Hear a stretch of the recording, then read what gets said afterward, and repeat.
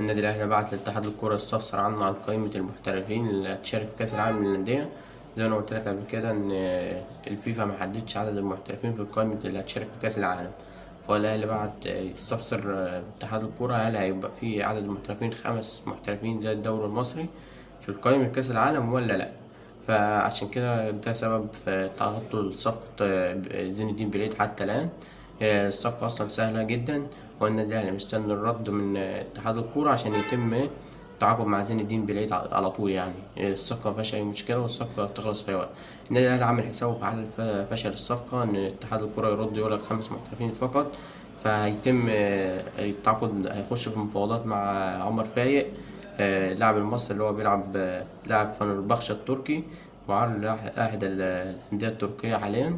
لاعب كويس جدا وعامل موسم كويس. طبعا عمر فايق لعيب كويس جدا وصخرة في الدفاع. فالنادي الأهلي عامل احتياطه عمر فايق اللي هو اللاعب اللي هيجيبه من بره، يعني هو لاعب مصري لاعب محلي بس هو هيجيبه لاعب محترف بس. بالنسبة للأخبار القيادة الفنية حتى الآن لم يتم حسم موقف القيادة الفنية لسه. خلال أسبوع إن شاء الله يتم حسم القيادة الفنية. اللي رجع اسمه تردد بقوة روجر شميدت